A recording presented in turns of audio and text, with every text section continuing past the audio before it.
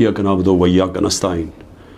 मैं अपनी पाकिस्तानी कौम की तरफ से सबसे पहले जो बाजौड़ के अंदर दहशतगर्दी का हमला हुआ, जिसमें अभी पता नहीं चल रहा लेकिन 40 शहादतें हो चुकी हैं और कहते हैं 50 लोग इस वक्त बुरी तरह उस धमाके से वो ज़ख्मी हैं। तो मैं सारी कौम की तरफ से इनके घर वालों के लिए, इनकी फैमिलीज़ के लिए, बच्चों के लिए, इनके बड़ों के लिए, माँ बाप के लिए जो शहीद हुए हैं, हम सब आपके लिए दुआ करते हैं कि अल्लाह आपको हिम्मत दे, ताकत दे, सब्र दे इस मुश्किल वक्त से गुज़रने का, और सारी कौम आपके साथ है। इसके साथ मैं अपनी गवर्नमेंट को जो पैगाम देना चाहता हूँ वो बड़ा आसान है, सिंपल है।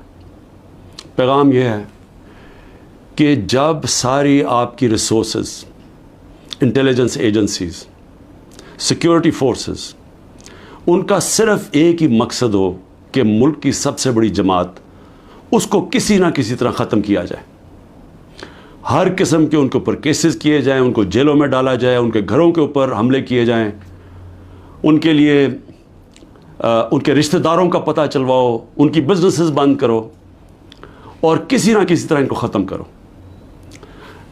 जब एक हुकूमत का सारी तवज्जो इधर आ जाती है तो वो कैसे, जो नज़र आ रहा है कि दहशतगर्दी बढ़ती जा रही है, वो कैसे इसका मुकाबला करेगी। देखिए, हमें एक अल्लाह ने सुनहरी मौका दिया था जब अफ़गान गवर्नमेंट गिरी और जो नई हुकूमत तालिबान की आई, तो हमारे पास एक सुनहरी मौका था कि हम इस दहशतगर्दी के ऊपर पूरी तरह काबू पा जाए। क्योंकि हमारा सबसे बड़ा क्या था कि जी, गनी हुकूमत के दौरान 3 डिफरेंट दहशतगर्द ग्रुप्स पाकिस्तान में वारदात करते थे। एक था दाइश या आईएसएल, दूसरी टीटीपी, और तीसरा था जो बलोच के लिबरेशन BLA। तो हम उनसे बड़ी कोशिश करते थे लेकिन कोई हमारी मदद नहीं करते थे। तो तालिबान जब गवर्नमेंट आई तो याद रखें कि पाकिस्तान वाहिद मुल्क था जिनके सबसे बेहतरीन ताल्लुकात थे तालिबान से, क्योंकि पाकिस्तान ने दुआ की टॉक्स करवाई, अमेरिकनों को इनके साथ बैठाया, तो सबसे करीब तो हम थे। तो असूलन तो हमें सीधी तौर उसका फ़ायदा उठाना चाहिए था, और ये जो ट्रांजिशन थी जिसमें वो हमारी मदद करने के लिए तैयार थे कि जो टीटीपी को यहाँ सेटल करना था उसमें हम पूरी तरह तवज्जो देते, उनका बंदोबस्त करते कि जब वो यहाँ आना था उस मसले को वहाँ हल करते, और अफगान गवर्नमेंट पूरी तैयार थी मदद करने के लिए। लेकिन तवज्जो वहाँ से हट गई, गवर्नमेंट जैसी हमारी गई वहाँ से तवज्जो हट गई, और उसके बाद आहिस्ता आहिस्ता हम देखते आ रहे हैं कि ये दहशतगर्दी बढ़ती जा रही है। 636 एक साल में पख्तूनख्वा में सिर्फ दहशतगर्दी के वाक़या हुए हैं, जिसमें पख्तूनख्वा की पुलिस को सबसे ज़्यादा इसका नुकसान उठाना पड़ा, और उसके अलावा बलूचिस्तान में, और वो जो कैंटोनमेंट पे जोब में अटैक हुआ। तो मेरी फिर से दरख्वास्त है कि ये मसला और बढ़ता जाएगा अगर अभी पूरी तरह तवज्जो ना दी और अपनी प्रायोरिटीज़ ठीक करें। ये जो तहरीक इंसाफ है ये मुल्क दुश्मन नहीं है। जो मुल्क की जो अवाम, जिस 70% 75% अवाम जिस जमात के साथ खड़ी है, वो मुल्क से ना गद्दारी कर सकती है ना उसकी दुश्मन है। तो उसके ऊपर पूरी तवज्जो दे के और यहाँ नज़रअंदाज करना कि जो मसला बढ़ता जा रहा है, तो मैं समझता हूँ कि इससे ज़्यादा जुल्म मुल्क से नहीं हो सकता। आगे माशी तौर पे हमारे हालात उधर पहुँच गए हैं जिधर आम आदमी, तनख्वाहदार तबका, उसका जीना मुश्किल है।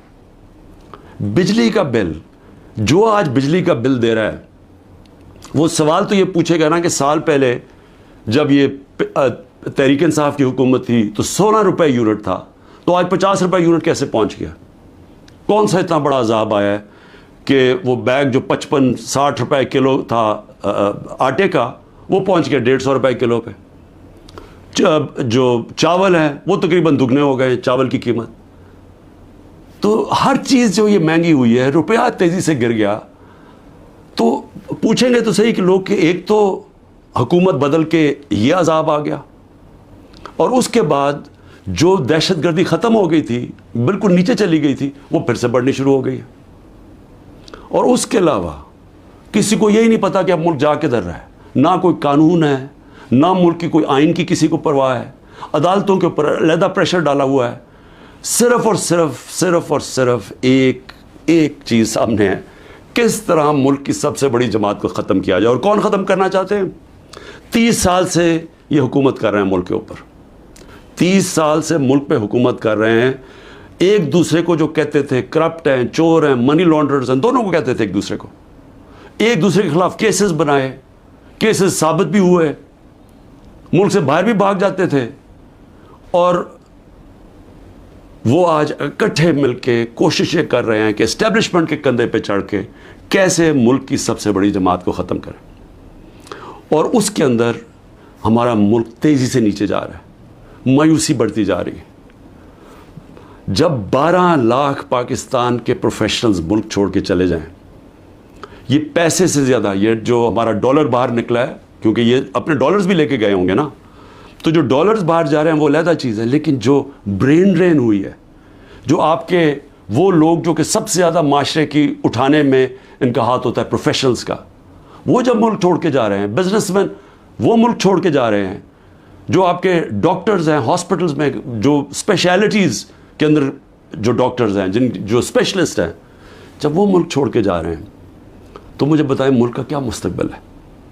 اور وہ اسی لیے ہے کہ کسی کو سمجھ ہی نہیں آ رہی ملک جا کدھر رہا ہے، کہ ایک پارٹی کو ختم کرتے کرتے سارے ملک کے ادارے تباہ کر دیے، کسی ادارے کے اوپر لوگوں کو اس وقت اعتماد نہیں ہے۔ ایف آئی او کو تو لگایا ہوا ہے کہ جی کسی نہ کسی طرح پکڑو عمران خان کو اور یہ پی ٹی آئی کی لیڈرشپ کو، کسی طرح سائفر میں پکڑ لو۔ یہ نہیں پتا کہ سائفر جتنی سائفر میں بات ہوتی ہے تو ساری انگلیاں ان کے اوپر آتی ہیں۔ یہ جو آج اقتدار میں بیٹھے ہوئے ہیں، یہ ساری انگلی ان کے اوپر اٹھتی ہے۔ اور اب تو نون لیگ کے ڈیفنس منسٹر نے بھی کہہ دیا ہے کہ جنرل باجوہ نے تو ہمیں پہلے سے بتا دیا تھا کہ میں یہ گورنمنٹ گرانے لگا ہوں۔ اس نے تو یہ کہا ہے کہ اگر کرونا نہ آتا تو یہ تو 1 سال کے اندر گورنمنٹ گر گئی تھی ہماری، اور پنجاب تو وہ پہلے گرانا چاہتے تھے، اس کے بعد کہتے تھے تم سینٹر بھی لے لو۔ یہ نہیں کہ اس نے ڈیفنس منسٹر نے یہ جو بات کی ہے، ہمیں تو یہ پتہ ہی تھا کہ یہ ہو کیا رہا ہے، سازش ہوئی ہے، میں تو کہتا جا رہا تھا، اور سازش ڈیلے ہو گئی 2 سال۔ اگر کرونا کے نہ آتے تو اس کے وہ بھی کہتا ہے کہ گورنمنٹ پہلے چلی جانی تھی۔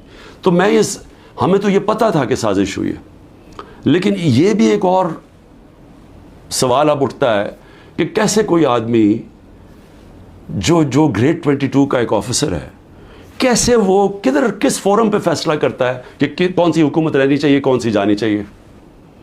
کیا بند کمرے میں اتنا بڑا فیصلہ ہونا چاہیے جس کی اتنی بڑی قیمت قوم ادا کر رہی ہے؟ آج جدھر ہم پہنچ گئے ہیں، آج پاکستان کے حالات ہیں، اندر سے لوگ باہر جا رہے ہیں اور باہر سے لوگ پاکستان کو اب کس طرح دیکھ رہے ہیں۔ تو جب اس طرح کے حالات ہوں، کیا ملک کو صرف یہی کام کرنا چاہیے کہ کسی نہ کسی طرح جو عوام کی آواز بند کی جائے؟ پہلے الیکشن اناؤنس ہوئے 14 مئی کو، پنجاب کے الیکشنز کانسٹیٹیوشن کے مطابق، سپریم کورٹ آرڈر کرتا ہے، گورنمنٹ مانتی نہیں ہے۔ اسی وقت مجھے ویسے افسوس سے کہنا پڑتا ہے کہ سپریم کورٹ کو اس وقت اپنی ریٹ قائم کرنی چاہیے تھی۔ ہمیں افسوس ہے کہ انہوں نے اس حکومت کو آئین کو توڑنے کی اجازت دے دی۔ جب آپ نے ان کو کوئی ایکشن ہی نہیں لیا تو اس کا مطلب گورنمنٹ اور تو چوڑی ہو گئی۔ اب تو کھل کے کہہ رہی ہے کہ اگر سپریم کورٹ فیصلہ بھی کرتا ہے ملٹری کورٹس پہ ہم مانیں گے نہیں، کیونکہ اب تو ان کے لیے تو پاکستان اب جو طاقتور بیٹھا ہوا ہے وہ فیصلہ کرے گا آئین کا کون سی شک ماننی ہے کون سی نہیں ماننی۔ تو میں صرف اس کا یہ آگے بڑھنے سے پہلے یہ جو جنرل باجوہ کی باتیں آپ سامنے آ رہی ہیں، کئی ایسی باتیں ہیں جو میں اس لیے نہیں کرتا، میں اپنے اداروں کو نقصان نہیں پہنچانا چاہتا، لیکن جو یہ جس طرح انہوں نے ایک سازش کر کے گورنمنٹ گرائی اور کیسے وہ ملے ہوئے تھے دوسروں کے ساتھ، یہ جو پی ڈی ایم کے لوگوں کے ساتھ کیسے ان کے رابطے تھے، اور کیسے انہوں نے جو سب سے بڑا ظلم کیا کہ احتساب کا عمل ختم کیا۔ احتساب یاد رکھیں کہ جو کرپشن کیسز تھے، میں بار بار کہتا ہوں 95% ہمارے پہلے کے کرپشن کیسز آ رہے تھے، ہمیں وراثت میں ملے تھے، ہم نے نہیں بنائے تھے۔ میرے اوپر تو آج 200 کیسز تقریباً ہو چکے ہیں چند مہینے کے اندر، ان کے اوپر 2 3 کیسز تھے اور وہ سارے پرانے بنے ہوئے تھے، 95% پرانے کیسز تھے۔ ہمیں تو وہ جو احتساب کا عمل تھا وہ بھی جنرل باجوہ نے اس لیے نہیں چلنے دیا کیونکہ ان کی پہلے سے ان سے ڈیل چل رہی تھی، بات چیت چل رہی تھی. لیکن ملک کو آج کتنا نقصان ہوا، وہ کون سا فورم ہے جس کے اندر یہ جائزہ لیا جائے گا کہ ایک کس طرح کے فیصلے نے اس کو عوام کو کتنا نقصان پہنچایا. میں دوسری بات جو کرنا چاہتا ہوں وہ یہ کہ دیکھیں، مجھے جو سب سے بڑا مجھے خوشی تھی وہ یہ کہ تحریک انصاف پہلی جماعت تھی جس نے خواتین کو پالیٹکس میں لے کے آئے، یعنی انہوں نے شرکت کی پاکستان کی سیاست کے اندر. مجھے فخر اس لیے ہے کہ یہ جو پاکستان موومنٹ تھی اس میں میری والدہ بتاتی ہیں کہ عورتیں کتنی شرکت کرتی تھیں اس پاکستان موومنٹ کے اندر. تو یہ پہلی دفعہ اس طرح عورتوں نے اتنی تعداد میں شرکت کی. ہم جو بائی الیکشنز جیتے، یاد رکھیں کہ جو ہم بائی الیکشنز جیتے ہیں 37 میں سے 30 بائی الیکشن ہم جیتے ہیں، اس میں عورتوں کا بہت بڑا ٹرن آؤٹ تھا. یہاں الیکشن کمیشن کو مصیبت پڑی ہوتی ہے کہ اگر اتنی عورتیں نہ پولنگ اسٹیشن پہ نکلی تو ہم الیکشن کینسل کر دیں گے. یہاں ریکارڈ ٹرن آؤٹ ہوا عورتوں کا جس سے ہم نے بائی الیکشن جیتے. لیکن جو اس حکومت نے کیا ہے عورتوں کے ساتھ جو کیا ہے، پہلے تو یہ چھوڑے نا کہ ہمارا دین کیا کہتا ہے کہ کیسے کیا رویہ ہمارا ہونا چاہیے اسلام میں عورتوں کے ساتھ. اس کے بعد ہمارا جو کلچر ہے، میں بار بار لوگوں کو بتاتا ہوں کہ میں جب پہلی دفعہ باہر گیا پاکستان سے تو میں حیران ہو گیا. اس طرح کی عورتوں کی عزت باہر نہیں ہے، مغربی معاشرے میں نہیں ہے جو کہ ہمارے معاشروں میں ہے. اور جس طرح عورتوں کو سڑکوں پہ گھسیٹا، جس طرح ان کو جیلوں میں ڈالا، جس طرح ابھی تک جس طرح عورتوں کو جیلوں میں رکھا ہوا ہے. اور میں یعنی حیران ہوں کہ کیا ڈاکٹر یاسمین کسی جلانے گھرانے یہ بلڈنگ جلانے میں تھی ملوث؟ کیا عالیہ حمزہ تھی؟ کیا طیبہ تھی؟ کیا صنم تھی؟ کیا ختیجہ؟ انہوں نے کوئی بلڈنگ جلائی ہے؟ ان کو اتنی بڑی سزا کہ 80 دن سے یہ جیلوں میں ہیں. اور بھی عورتیں، کوئی جیو فینسنگ میں کوئی عورت مل گئی اس کو پکڑی جیلوں میں ڈال دیا. اور ان کے بچے ہیں اور اس کے باوجود ان کو جیلوں میں رکھا ہوا. یہ کون سے معاشرے میں ہوتا ہے؟ اور یہ پرامن احتجاج تھا. پرامن احتجاج آئین ہمیں حق دیتا ہے. یہ پاکستان کا قانون نہیں توڑا تھا کسی نے. جو لوگوں نے جا کے کور کمانڈر ہاؤس جلایا تھا اس کے اوپر پوری تفتیش ہونی چاہیے اور سزا ملنی چاہیے. لیکن ان کو بھی تفتیش کریں. وہاں کوئی سی سی ٹی وی کیمرہ لگے تھے، سیف سٹی کے کیمراز تھے، پتہ تو چلے کہ کیا ہوا ہے. ہمیں پتہ ہے کہ عسکری ٹاورز کس نے جلائے ہیں، ہمارے پاس ایویڈنس ہے. ریڈیو پاکستان کی ایویڈنس مل رہی ہے کہ پشاور کس نے جلایا. تو ایک ون سائیڈڈ ویو دے کے تو ساروں کو یہ اوپر ایکشن لے لیا جس میں عورتیں جیلوں میں ڈال دیے. اور عورتوں کا، ان کے جو باہر عورتیں ان سے کیا ہو رہی ہیں وہ چھپی ہوئی ہیں.